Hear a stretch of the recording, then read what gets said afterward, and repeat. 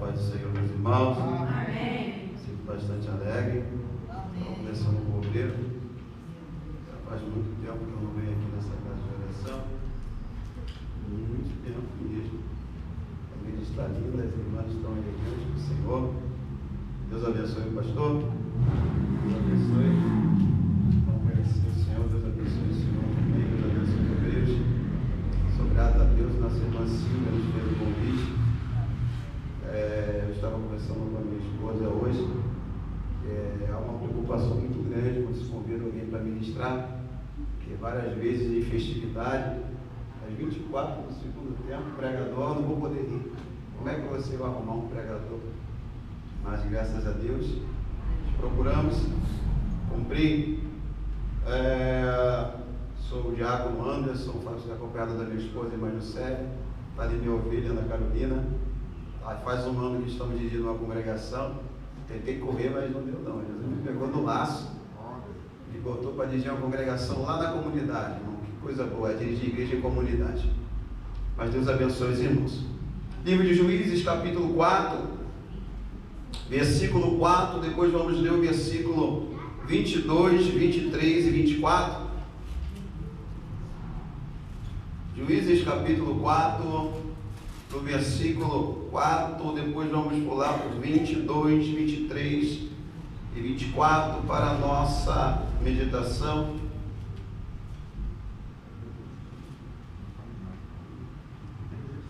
Amém. Podemos ler, meus irmãos? Diz o texto: E Débora, mulher profetiza, mulher de Lapidote, julgava Israel naquele tempo. 22. Eis que, seguindo Baraque a Cícera, Jael saiu-lhe ao encontro e disse-lhe: Vem e mostrar-te-ei o homem que buscas. E veio a ela, eis que Cícera jazia morto, e a estaca na fonte. Assim Deus, naquele dia, subjugou a Jabim, rei de Canaã, diante dos filhos de Israel. E continuou a mão dos filhos de Israel a lutar e a endurecer-se sobre Jabim, rei de Canaã, até que exterminaram a Jabim, rei de Canaã. Tome os vossos assentos. Deus abençoe. Para que não possa esquecer do que Deus falou comigo, a nossa jovem, no momento da oração, eu vi o Senhor arrebentando as correntes que estavam aprisionando os seus pés. Tá bom? Nunca lhe vi a primeira vez. E em todo o tempo que estavam orando por você, você de joelho dobrado, eu via como umas correntes grossas que prendiam os seus pés. E o Senhor arrebentava essa corrente, tá? Aquilo que impedia a irmã de caminhar, Deus já jogou por terra nesta noite. Saia daqui convicta da sua vitória. Deus vai te dar um sinal do que Ele tem falado com você. Você vai receber um sinal da parte de Deus. E você vai entender que Deus falou com você. Grandes coisas Deus vai fazer na sua vida. Pois bem, antes para não esquecer de entregar o que Deus mandou falar. Pois bem, nós estamos diante de um texto. Eu creio que a pregadora foi pregadora ontem. Eu creio que a irmã entregou tudo aqui. E hoje eu só vou acrescentar um pouquinho. É uma grande responsabilidade. Eu sempre digo que eu estava conversando com o evangelista há muitos anos que nós nos conhecemos. E depois que você começa a dirigir congregação, igreja, você tem que escolher o que você quer para o seu ministério. Ou você é pregador, ou você é apacentador. Concorda, meus pastores? Não tem como conciliar a pregação itinerante, esses pregadores itinerantes, com apacentar ovelhas, não. E eu escolhi o que Deus quis para a minha vida, tomar conta de igreja. Né? Algumas pessoas me convidam para pregar, vem pregar na minha igreja. Rapaz, eu não posso, estou dirigindo a igreja. Não, mas vem, não posso, estou dirigindo igreja, porque é responsabilidade que Deus colocou em nossas mãos. E quando foi me passado esse tema, nossa irmã Silvia mandou mensagem no tema, eu comecei a estudar, apesar de ser um texto bastante conhecido. É sempre bom você estudar, a entender o que Deus quer falar através para você e através de você. Porque o mensageiro também ele recebe, ele é o primeiro a receber aquilo que Deus quer falar primeiro com a igreja. E o interessante é que nós começamos a estudar e nós vamos entender que a história começa lá atrás, quando a família de Jacó, já umas 70 almas, eles descem para a terra de Gozém, do Egito, porque José foi exaltado no Egito. Haja vista a trajetória que José passou. Existem muitas pessoas cantando ou falando: não, os humilhados serão exaltados. Mas para que a exaltação de Deus chegue na sua vida, há um processo doloroso, há uma perseguição. Muitas das vezes as portas de emprego se fecham, a enfermidade chega na sua vida, algumas defamações, calúnias que Deus permite contra o teu ministério para você crescer. Às vezes alguns desertos espirituais, às vezes Deus te coloca numa situação que você não quer. Só que eu aprendo o seguinte, que deserto não é um acidente de percurso, onde você está com o carro ou com a bicicleta, ou simplesmente andando a pé, você se perde. Não. O deserto é uma situação, é um momento, é um tempo em que Deus coloca-nos para nos aperfeiçoar. Deus nos permite os desertos espirituais, porque lá no deserto você vai começar a ser mais dependente de Deus.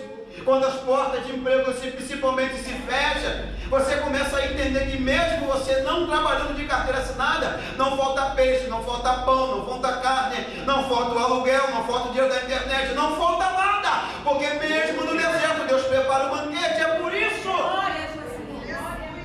que Deus permite essas situações. E José, ele passou por um crivo da privação. Ele foi vendido pelos seus irmãos, conhecemos bem a história. Ele foi parado, jogado dentro de uma cisterna, foi tido como morto pelo seu pai, foi parar na casa de um homem influente, Potifar. Lá Deus também tinha um projeto com ele. Acusaram José de tentar violentar a sua esposa. José foi parar na prisão, mas a Bíblia nos ensina o seguinte, que mesmo em situação de falsa acusação, Deus é conosco. E o livro de Gênesis nos informa o seguinte, que mesmo na prisão, acusado injustamente, Deus era com José.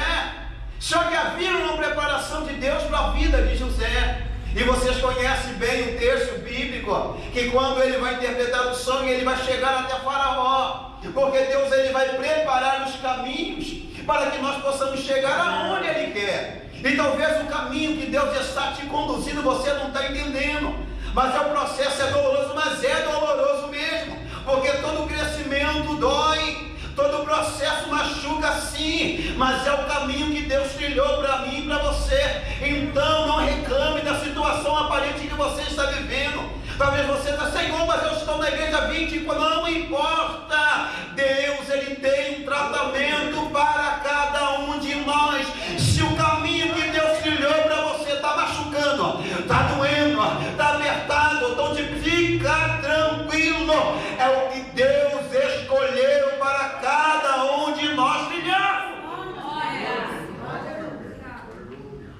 E José chega diante de Egito, o faraó do Egito, que Faraó era um título que todos conhecemos muito bem. E ali ele é colocado como o segundo, o primeiro depois de Faraó. E os seus irmãos, depois dá de conhecer, a sua família desce. As 70 vidas descem para a terra de Gozém, a terra que aquele rei daquela época deixou que Israel ficasse para tomar conta dos seus ovelhas, dos seus animais.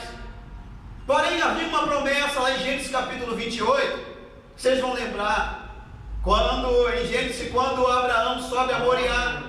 Abraão sobe para sacrificar o seu único filho Isaque, imagine. Mas Deus vê na fidelidade e obediência de Abraão, ele disse: olha, então você pode contar as estrelas do céu, você pode contar as areias do mar. Não posso, Senhor, assim será a tua descendência. Eis que eles vão tomar posse da terra dos inimigos. E agora aquele rei que estava lá no Egito morreu, José também é sepultado, e a promessa de Deus começa a se cumprir, porque existe um tempo para que as promessas de Deus se cumpram. Existe uma geração que está surgindo por aí, não todos, que acham que Deus falou hoje tem que se cumprir amanhã. Deus falou que vai dar um casamento, não é Salmo 70, esperei com paciência no Senhor. Tem muita gente no nosso meio se afastando, se esfriando, largando o seu compromisso com Deus, o seu relacionamento. Mas eu estou há 10 anos, não aconteceu. Não aconteceu porque Deus viu que você não está preparado. Quando chegar o momento exato, que Deus olhar, está preparado. está apto, ele pode receber agora. Deus, ele vai liberar a promessa que ele fez para você. Quando recebe essa palavra nessa noite, Deus até te fez uma promessa, ele até falou que vai fazer, mas espere. E há uma geração que não quer esperar, acha que Deus é obrigado a fazer quando Ele quer, e não é por aí. Nós não mandamos no nosso Deus. Eu estava conversando com o obreiro ali, quando eu estava em Mateus 14, a multidão seguindo Jesus, aos discípulos: Senhor, despede a multidão, porque não tem comida, eles podem morrer no meio do caminho. Jesus: é mesmo? Não é necessário que eles comam, então dá você de comer. Eles queriam ensinar Jesus. Está assim, ó, de pessoas do nosso meio querendo ensinar Jesus a trabalhar, querendo dar palpite naquilo que Jesus está fazendo, querendo mandar no Senhor. Deixa eu falar, nós somos servos e Ele é o nosso Senhor. Ele faz como quer, da maneira que quer, quando eu quiser. Basta você entender que Deus, Ele está cuidando da sua casa, da sua família. Os propósitos de Deus na sua vida vão se cumprir no tempo determinado por Ele. Aleluia! E agora aquelas 70 vidas se multiplicam em milhões. E agora o rei que estava em ascensão, uma nova dinastia, ele ficou com medo. E a insegurança na sua liderança tem sido motivo de muitas guerras dentro da casa do Senhor. Eu tenho que pregar isso aqui. Aleluia. Um líder inseguro com o seu chamado é melhor entregar. Não lidera, entrega, porque vai dar problema com os seus liderados. Porque às vezes você é líder, você coordena, você prega, você é presidente de 50 congregações, mas sempre vai ter um obreiro, um pastor que tem mais conhecimento, tem mais unção, mais experiência. Mas isso não quer afirmar que Deus não te chamou. Não precisa brigar, não precisa perseguir. Instrua ele, segura na mão dele, ajuda ele, mas não precisa ter insegurança. O cajado é seu, a liderança é sua, o chamado é seu. Não se sinta inseguro com a liderança que Deus colocou na sua mão. Quem é que recebe essa palavra nessa noite? Se Deus te chamou, fique tranquila, minha irmã. Se Deus chamou no Senhor, pastor, fique tranquilo. A cadeira é tua, aleluia, a túnica é tua. Deus te chamou e pronto, e acabou. Aleluia. Ele ficou seguro. É como o Saul, né? O Saul, Davi matou lá. Davi foi lá, pegou da Golias, ele cortou a cabeça de Golias. Aí as mulheres começaram a cantar: Saul matou milhares, Davi matou 10 milhares. Mas aí Saul: não, eu que sou o rei, eu que sou o monarca, é eu que mando, não, eu que mando. Aí começa a coisa toda, não, eu tenho que matar Davi, porque senão, não, Davi sabia, Davi respeitava a liderança, porque quem tem chamado não precisa brigar, não precisa disputar nada com ninguém. Quem tem chamado espera o tempo de Deus, quem tem chamado honra a tua liderança. Você pode ter mais unção, mais conhecimento, mas está sempre, minha líder, eu estou te ajudando, meu pastor, eu preciso de uma orientação, pastor, eu vou pregar, mas eu não estou entendendo. Sabe por quê? Porque quem tem chamado não arruma problema, quem tem chamado não arruma briga, quem tem chamado aguarda o tempo da Deus te levantar. Aleluia. Eu já passei por isso. Eu já passei por isso. Está aí, com o José, minha esposa. Já passei por essa situação. Só que a minha intenção sempre foi ajudar. Esse ministério que eu estou, faz 4 anos que eu estou lá. E alguns obreiros me perguntam: como você está liderando a igreja se você tem 4 anos? Fala com Deus. Reclama com Deus. Então, esse rei fica com medo. Não, eles podem se juntar com nossos inimigos e tomar a terra. Não precisava daquilo. Meu Deus. E qual é a estratégia diabólica dele? Nós vamos oprimir os homens, né? E eles não vão coisar, né? Eles não vão coisar com as esposas, né? Eles vão ficar cansados, não vai ter força. E chegar em casa, a patroa vai estar querendo dar um cheirinho no congosto. Não, hoje não dá para coisar porque eu estou cansado. Aleluia. Mas era a intenção de Faraó, achando que isso ia impedir aquilo que Deus havia profetizado lá atrás para Abraão. Aleluia. Só que o texto em Êxodo diz o seguinte, que quanto mais o Faraó oprimia, mas Israel se multiplicava. E eu estava falando com Deus, eu disse o seguinte, tem alguns pregadores que vão pregar, não, aí o crente é igual o ovo, quanto mais, não, nosso Deus não é um galinho, Ele é o Senhor, Ele é o nosso Deus poderoso, Ele é onisciente, onipotente, nada disso. Quando mais oprimia, Israel crescia por causa da promessa. Havia uma promessa de Deus sobre a vida do povo de Israel. E quando Deus faz uma promessa, nem todos vão entender o que está acontecendo no ambiente. Faraó, como não servia o Deus de Israel, não entendia. E quanto mais oprimia, mais o povo crescia. Mas Deus estava, você está entendendo? O que você está vivenciando só está te dando força. É um combustível para você crescer, para você se aproximar de Deus, e você não está entendendo. É porque é uma promessa de Deus liberada para a sua vida. É porque Deus falou que vai fazer, vai realizar, vai libertar, vai salvar. Então fique tranquilo, mesmo em meio à perseguição, há um propósito de Deus para a sua vida. Deus, Ele não te abandonou. E vai crescendo, e vai crescendo, e vai crescendo, e vai crescendo, e vai crescendo. Há uma promessa de Deus sobre a sua vida. Só que agora eles vão clamar. Vocês conhecem muito bem Deus. Deus levanta Moisés. Moisés foi ali o libertador. Eles enviam, Deus envia as pragas do Egito. Deus agora conduz Moisés até um lugar chamado Piorote, de frente ao Mar Vermelho, o Mar de Junco. E quando a mistura, deixa eu falar isso aqui. Quando saiu do Egito, não saiu só israelita. Saiu o vulgo, a gentalha, a ralé. Era um povo que tinha costumes estranhos, adorava vários deuses. Era um povo de promiscuidade, um povo que havia troca de casais, havia homossexualismo, lesbianismo. Essa foi a mistura de povo que saiu junto com o povo de Israel. E agora, quando eles chegam, porque é o seguinte: enquanto Deus estava libertando, a gentalha vai junto. Opa, nós vamos junto. Só que o momento da provação chegou lá de frente ao Mar Vermelho.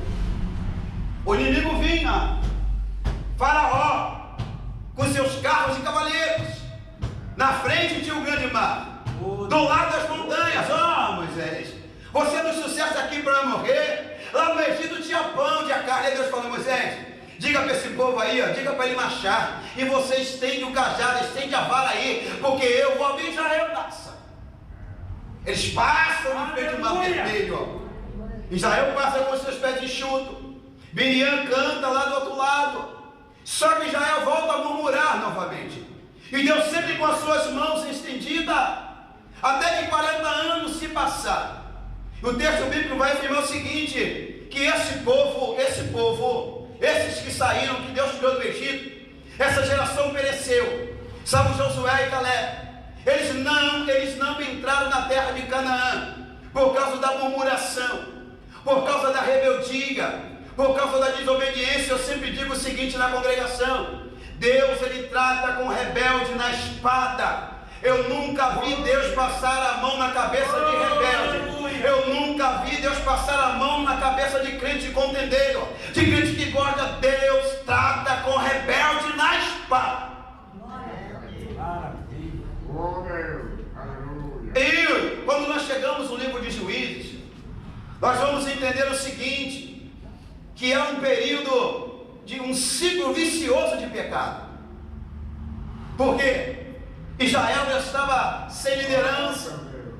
Nós vamos estudar e aprender que aquela geração que saiu lá do Egito, morreu todo mundo. Os anciões morreu todo mundo. Está aqui no capítulo 2. geração surgiu. Eram os filhos daqueles que foram libertos pelas mãos do Senhor lá do cativeiro egípcio.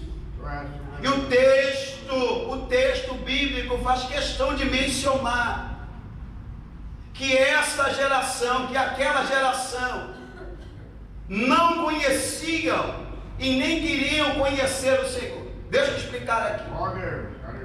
Os pais contavam as histórias. Eles sabiam dos feitos que Deus havia feito. Sabia que o Deus já era o Deus que havia tirado seus pais do Egito. Tinha um ensinamento.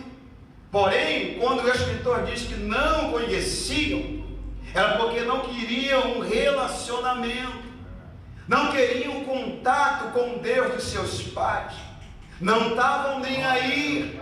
Era um período de anarquia, onde não havia governo, aonde eles não queriam servir ao Deus de Israel, aonde cada um fazia aquilo que achava legal. Irmãos, digo para vocês nessa noite, quem faz o que quer acaba colhendo aquilo que não quer. Então não adianta. Existe uma gama de servo de Deus falando: não, eu não preciso, meu negócio é com Deus e também com o teu pastor, com a tua liderança. Você faz parte do corpo de Cristo, minha irmã. Então não adianta esse negócio com essa filosofia de rebeldia.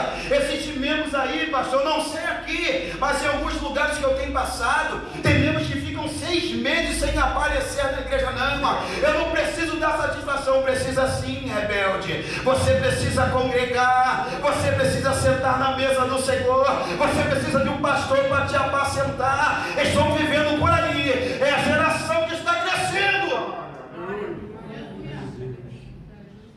Que maravilha, meu Deus, aleluia. É a geração que nós estamos vivendo. Há uns novinhos por aí, há uma rapaziada por aí que se intitulam pregador, que são itinerantes. A se perguntar: meu pastor, qual igreja você é? Eu não tenho igreja. Eu não preciso de pastor. Rebelde, desobediente. Meu Deus. Então pregando pelas igrejas. Não tem vínculo com Deus, não tem compromisso com o seu pastor, com a tua igreja, não tem um ministério, não tem raiz, muito menos palavra. E essa geração que estava surgindo, gente, estavam vivendo dessa forma. Deus estava fora das suas vidas espirituais. Deus não era glorificado, não era honrado. Deus não era louvado na vida dessa geração que estava crescendo. Era uma geração que não dava exemplo. Era uma geração que não honrava o Deus de seus pais. É o que nós estamos vivendo. Não vou falar generalizar, mas está surgindo uma galera por aí, uma gama de lideranças novas que estão colocando de lado os marcos que os antigos se implantaram na igreja. Não, o pastor está ultrapassado, eu vou mudar isso aqui, mudar isso aqui. E as igrejas que eram tradicionais estão virando discotecas. Meu Deus. É barril em cima do púlpito, é uma cruz naquele barril preto, é um pano preto no final, é luzes escuras, é a igreja apagada. Irmão, em nome de Jesus, não precisamos disso, não. A instrução está aqui na palavra de Deus. Não vamos mudar aquilo que já está estabelecido, não vamos querer inovar, mas vamos ensinar aquilo que a poderosa palavra de Deus, ela nos instrui. E essa era a geração que estava crescendo. Só que Deus havia advertido eles o seguinte, que o problema, o perigo é o seguinte: Deus não estava preocupado com as estratégias militares dos cananeus. Deus não estava preocupado com a quantidade de soldados. Não, nada disso. A preocupação era a religião. Deus estava preocupado com a religião cananeia, que se tornou um laço para o povo de Israel. As práticas das adorações a imagens, a prostituição cultural, o sacrifício de crianças, isso que foi laço para o povo de Israel. Essa geração agora vão fazer tudo ao contrário daquilo que Deus havia determinado. Era como se Deus falasse, entrasse no ouvido e saísse no outro. Eles não ouviram mais a advertência de Deus. Não estavam nem aí para a mensagem que Deus estava falando. Deixa eu te falar uma coisa: quer prosperar na vida? Ouça, pratique tudo aquilo que está escrito, os ensinamentos dessa casa de oração, os ensinamentos no culto de instrução do teu pastor, da escola bíblica dominical. Como Deus falou para Josué: quer prosperar em todo o seu caminho? Medita nessa lei dia a dia, de noite. Não olhe para a esquerda nem para a direita. Por quê, Senhor? E isso vai fazer com que todo o seu caminho seja próspero. Quer ser bem sucedido espiritualmente, financeiramente, na sua vida conjugal? Siga os mandamentos da palavra de Deus. Você vai crescer em todas as áreas. A tua vida financeira vai ser uma bênção, o teu casamento vai ser uma bênção, a tua vida espiritual vai ser uma bênção. Mas siga a palavra, siga a palavra, siga a palavra, siga a palavra, siga a palavra. O manual está aqui. Quem seguir será bem sucedido. Mas eles não quiseram. Eles não quiseram. Eles não atentaram para a palavra do nosso Deus, para a mensagem que Deus deu para o povo. E agora começaram a adorar imagens, adorar Astarote, Baal. Começaram a fazer, a praticar até o mesmo comportamento dos cananeus. Quem olhava para aquela geração jamais imaginava que seus pais viram milagres no deserto. Quem olhava para aquela geração jamais imaginava que era um descendente de Abraão. Quem olhava para aquela geração não imaginava que eles descendiam daqueles que passaram com seus pés enxutos no Mar Vermelho. Mas era aquela geração, eram os descendentes de Abraão, que já não estavam fazendo a diferença, não estavam dando testemunho. Ninguém acreditava se contasse que era a nação, era o povo de Israel. E deixa eu pegar um gancho nessa coisa aqui. A igreja do Senhor, nós fomos chamados para ser um referencial. Nós fomos chamados para ser um luzeiro em meio à escuridão que é o mundo. Nós precisamos dar testemunho de sal, ter sal em nossa vida. Nós precisamos representar o nosso Senhor. Estamos vivendo um momento tão difícil que se passar perto de você não te cumprimentar, você não sabe quem é quem, porque estão perdendo o brilho do Espírito Santo. Quantos mais não glorificam o Senhor com o seu comportamento?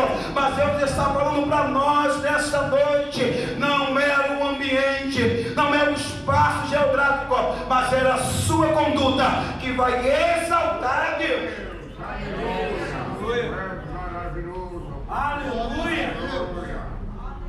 Não estavam honrando a Deus. O comportamento deles não era de glorificar o Senhor. Vocês lembram de Daniel? Jovem, cultura diferente, deuses, alimentação diferente. Mas o segredo de Daniel e seus compatriotas era o grau de compromisso, era a sua fidelidade com Deus. Deus pode te levar para os Estados Unidos, Deus pode te levar para a África, mas quem tem compromisso com Deus não se contamina. Quem tem compromisso com Deus, ainda que esteja em terra estranha, como aquela menina que estava na casa de Naamã, estava lá na Síria, porém ela tinha uma fidelidade e sabia que o Deus que ela servia tinha o poder para curar o seu Senhor. Naamã é a palavra de Deus para a nossa vida nessa noite. Nós somos canal de bênção, nós somos referência. Deus quer nos usar, precisamos estar no centro da vontade para que Deus seja honrado, para que Deus seja honrado. Quantos creem nessa palavra? Quantos creem nessa palavra? Nós somos canais de bênção. Aleluia! E o que Deus vai fazer? Vocês querem? Vocês viraram as costas para mim? A ira do Senhor se acende, e agora os inimigos começam a perturbar. E todas as vezes que eles vão para a guerra, escute isso aqui, que eles vão guerrear, quando os cananeus, eles perdem a batalha, Eles não conseguem permanecer de pé em campo, sabe por quê? Porque não tinha ajuda de Deus. Deus não estava com as suas mãos estendidas. Tem muita gente no nosso meio perdendo batalha, se frustrando, se decepcionando com Cristo, abandonando a casa do Senhor, abandonando a Deus. Senhor, mas eu não está dando tudo errado, eu já tentei, eu já fiz várias vezes. Sabe por quê? O problema não está com Deus, está com nós, irmãos. Se eu não buscar em primeiro lugar o reino dos céus e a sua justiça, não adianta, a coisa não vai fluir. Meu Deus. Aleluia. Tu és o erro, Jesus. E agora, nesse período, Deus ele vai começar a levantar juízes. Eram líderes, eram homens e mulher que Deus levantou para libertar, para ajudar o povo, aquela segunda geração. Só que eu estava estudando e achei algo muito interessante. No primeiro período nós vamos ver Otiniel, depois nós vamos ver Eude. Só que se você estudar, você vai ver que todos esses juízes, a Bíblia chama de libertador. Mas no capítulo 4, nós vamos ver que o Senhor vai permitir que Jabim, rei de Canaã, que reinava em Hazor, juntamente com seu capitão Cícero, se levantasse e oprimisse aquela geração por aproximadamente 20 anos. E Jabim possuía 900 carros de guerra. Eram carros cujas rodas haviam foices pontiagudas. Irmãos, era uma verdadeira mutilação. Por onde aqueles carros passavam, os soldados eram mutilados. Eram os verdadeiros tanques de guerra da época. Não havia naquela época rei, não havia na época nação nenhuma que pudesse permanecer de pé ou lutar contra Jabim. E nessa situação, o texto diz que havia uma certa mulher que ela julgava, chamava Débora, cuja nome significa abelha. E nós vamos entender que Débora tinha algumas qualidades. A primeira qualidade é que no capítulo 4, o texto diz que ela era uma profetisa, era uma bigá, uma mulher cujo inspirada por Deus, e a nação Israel iam até ela para consultar ao Senhor. Era uma mulher de testemunho, era uma mulher exemplar, era uma mulher que todo o povo ia até ela para perguntar ao Senhor o que deveria fazer. Mas eu pensando comigo, de que adianta nós consultarmos ao Senhor se nós não estamos dispostos a obedecer? De que adianta eu consultar a Deus, Deus falar comigo, mas o meu coração não está apto para fazer aquilo que Deus determinou? Mas eles iam, mas ela estava lá, era uma profetisa. A segunda coisa, o texto diz que ela era mulher de Lapidote. E eu estava tentando encontrar algumas referências de Lapidote, mas não havia, não encontrei. Mas a palavra mulher significa nassim, ou uma esposa. E eu comecei a entender o seguinte, que ela era uma mulher de Deus, era uma mulher inspirada por Deus, era uma mulher ousada, era uma mulher de referência, era uma mulher de testemunho, mas também ela tinha um marido. Ó Deus, Aleluia. Escute isso aqui. Nós temos vivido alguns conflitos dentro dos lares, porque algumas irmãs não têm mais tempo para o seu esposo. Mas eu tenho que estar na obra, mas esquece do marido. Mas eu tenho que estar na obra, mas às vezes não deixa a comida pronta dentro de casa. Eu tenho que estar, mas às vezes a casa está uma bagunça aí. Entenda uma coisa, você é mulher de Deus, você pula, sapateia, você louva, você prega, você entrega visão e revelação. Não esqueça que você tem um esposo. É verdade. Está um conflito armado às vezes dentro de casa. Glória a Deus. Toda semana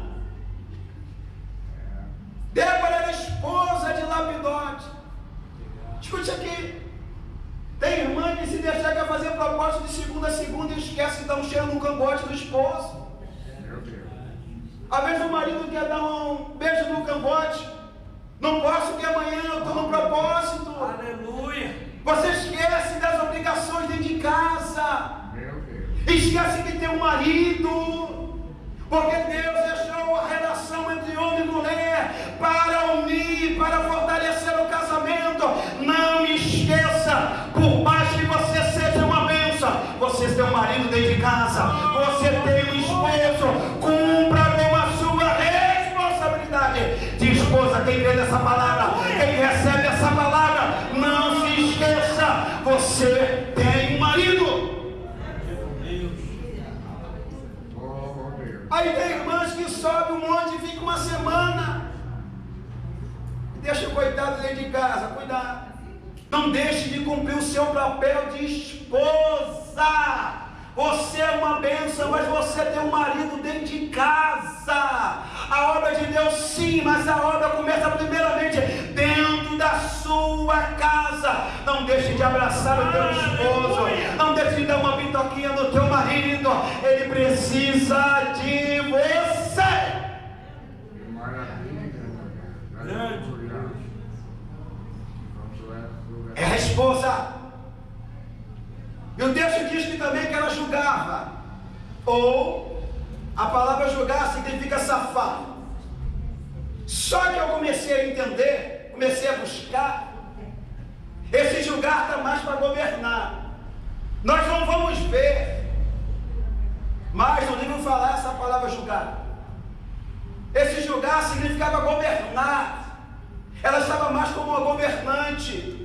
Ela que dava as coordenadas entre o povo, as sentenças. E eles vinham até ela. Você está entendendo o que Deus está falando com você? Deus te levantou como instrumento na terra dos viventes. Deus está dando sabedoria para as irmãs dessa noite, para quando problemas surgirem dentro da sua casa, o Espírito de Deus, Ele vai te direcionar e o problema será solucionado para a glória de Deus Pai. Aleluia, que maravilha. E ela habitava debaixo das palmeiras, e todo o povo subia até. Só que havia também um camarada medroso chamado Baraque. Baraque ele tinha chamado. Baraque tinha liderança, porém não confiava no seu chamado. Porém não confiava no Deus que o levantou. Isso é um grande problema, quando nós nos sentimos incapazes, quando nós mesmos falamos para nós que não temos condição de assumir tal responsabilidade, nos inferiorizamos, nos sentimos inferiores do que os nossos irmãos. O irmão prega muito bem, a irmã louva tudo bem, ela pode louvar muito bem, ele pode pregar muito bem, mas Deus também te chamou. Se coloque na posição que Deus te chamou. Você é um instrumento, você é um canal de bênção. Deus vai te usar na tua simplicidade. O que você precisa é se levantar e confiar que Deus, Ele pode te usar. Aleluia. E agora o texto bíblico diz que ela vai chamar Baraque e vai falar: porventura o Senhor, Deus de Israel, não deu ordem, dizendo: vai e atrairei gente ao monte de Tabor, e toma contigo 10.000 homens dos filhos de Naphtali e dos filhos de Zebulão, e atrairei a ti para o ribeiro de Quizon, a Cícera, capitã do exército de Jabim, com seus carros e com a sua multidão eu darei na tua mão. Então lhe disse Baraque: se fores comigo irei, porém se não fores comigo não irei. O monte Tabor, irmãos, que ela estava falando, era uma altura, era um monte que tinha condição dos soldados de Israel, que até então não tinha um exército formado, se enfileirarem. E esse ribeiro de Quizon, irmãos, era uma planície aonde havia condição de Cícera, que era o capitão do exército de Jabim, com seus 900 carros de guerra, eles passarem tranquilo. Porém havia um propósito de Deus para aquela ordem, havia um propósito de Deus daquele local. E talvez você não está entendendo o propósito de Deus na sua vida. Oh, meu Deus. Talvez você não está entendendo a direção que Deus está te dando. Talvez você não está entendendo os acontecimentos da sua vida. Mas não é para entender mesmo não. É só para obedecer e ser direcionado pelo Espírito Santo de Deus. Se Deus mandar ir, você vai. Se Deus mandar parar, você para. Se Deus mandar ficar. Se Deus mandar você falar, você fala. Se Deus mandar pregar, você prega. O que você não pode sair é da direção de Deus.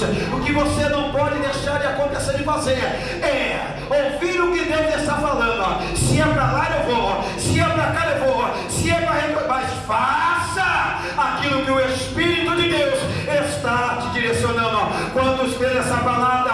Quantos estão direcionados? Quantos estão fazendo aquilo que o Espírito de Deus está direcionando? Graças a Deus, aleluia, aleluia. Havia um propósito de Deus para essa direção. E o texto diz que o cara disse, tudo bem, eu vou com você, mas é pela mão de uma mulher que Deus vai dar vitória. Aleluia. Só que havia um fuxiqueiro no meio, chamado Hebe, o queneu. Havia o Hebe, sabe aquele tipo de pessoas que ouve a conversa dos outros, mas vai lá espalhar? Mas para tudo Deus tem um propósito. E lá estava Hebe. Porque Hebe era do tipo de pessoa oportunista. Era amigo de Israel.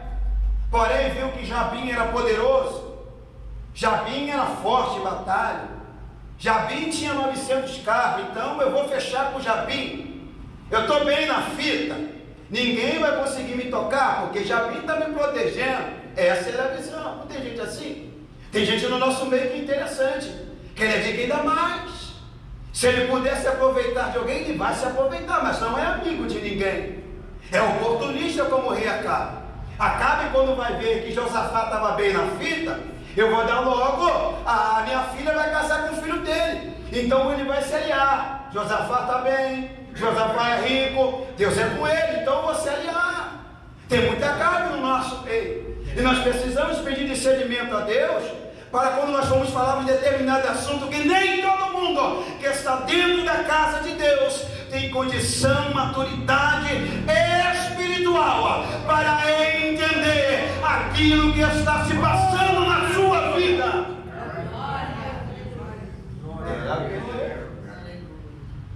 E às vezes você está pensando e a sua vida está sendo jogada na Medina. A sua vida que você contou está jogada no vento. Daqui a pouco está todo mundo sabendo do que está acontecendo. E agora esse camarada que estava ali, o queneu, ele vai contar para Cícera, olha, assim, assim, assim. Mas o texto bíblico diz o seguinte, que Débora disse a Baraque, levanta-te, porque este é o dia em que o Senhor tem dado a Cícera na tua mão. Porventura, o Senhor não saiu diante de ti? Baraque, pois, desceu do monte Tabor, e 10.000 homens após ele.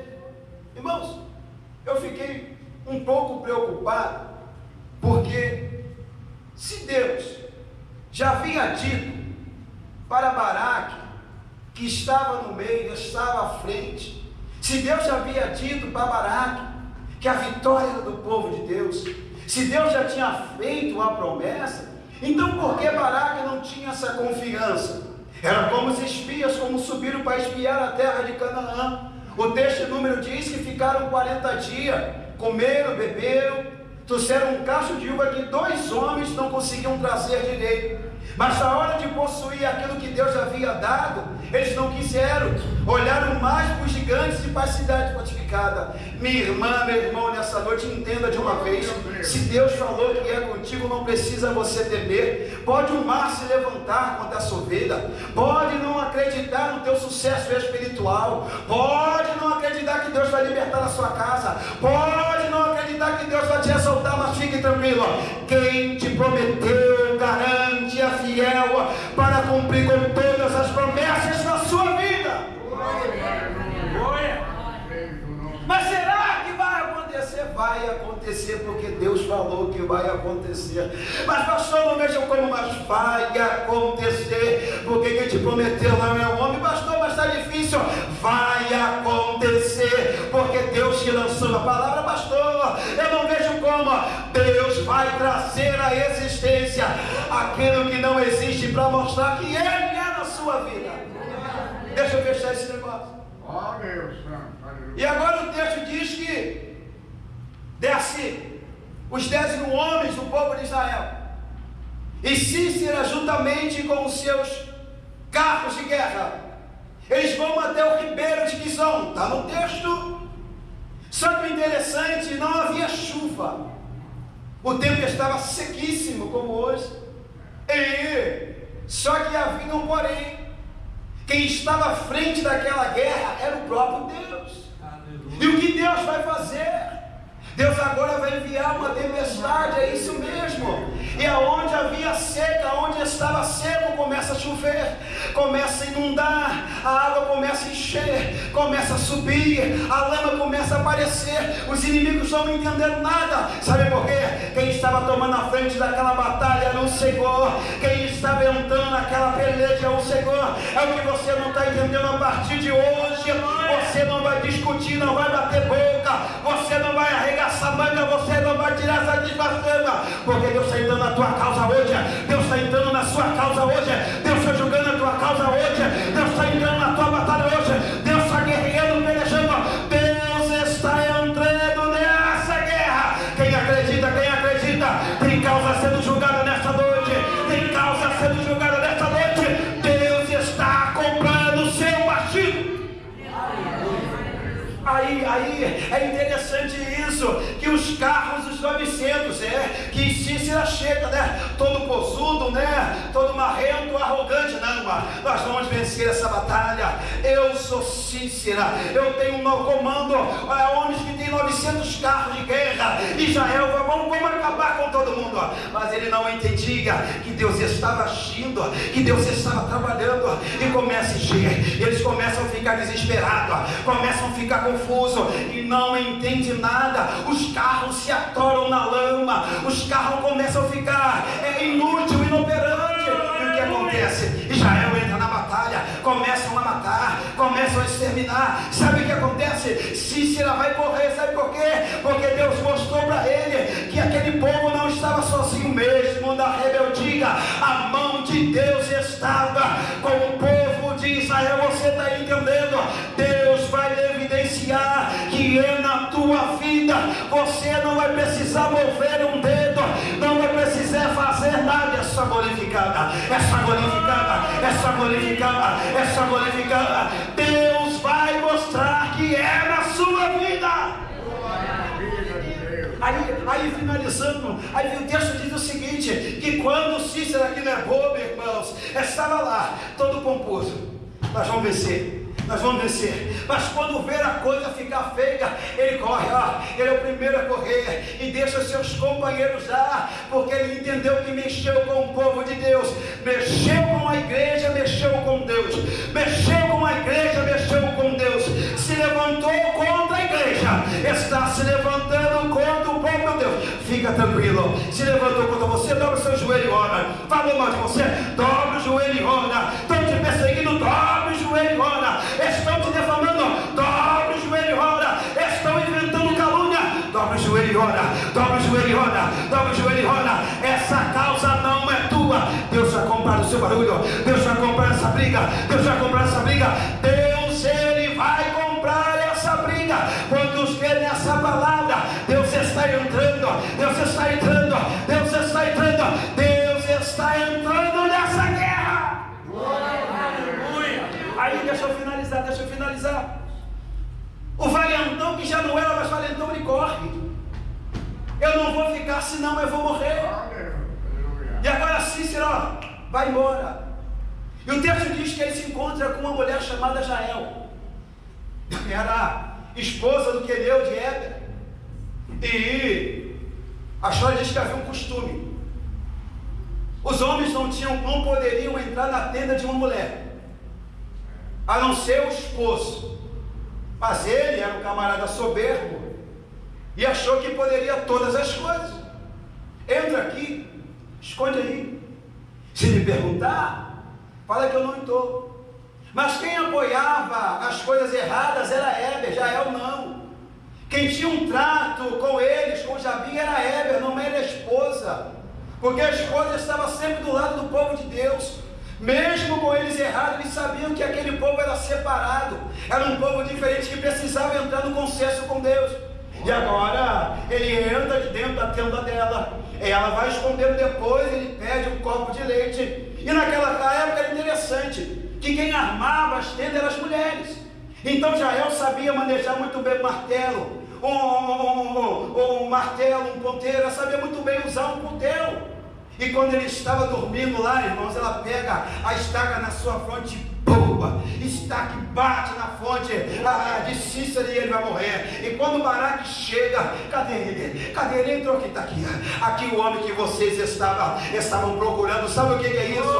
É a mão de Deus. É Deus usando pessoas para julgar a causa de Israel. E daquele dia em diante, irmãos, Israel continuou a lutar até que acabou com o exército de Jabim. Jabim também. Você não está entendendo o que Deus está falando com você. Deus vai mandar um sinal e vai mostrar que a presença dele é na tua casa, na tua vida.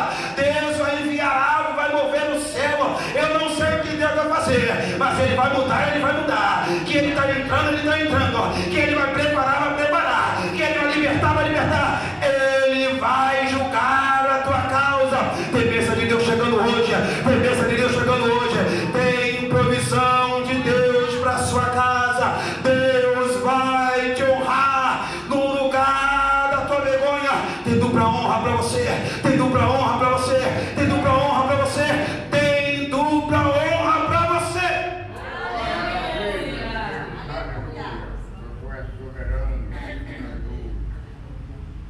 E Deus julgou a causa, como disse Débora, pela mão de uma mulher. Quem não conhece o texto até imagina que vai ser Débora, não. Foi Israel.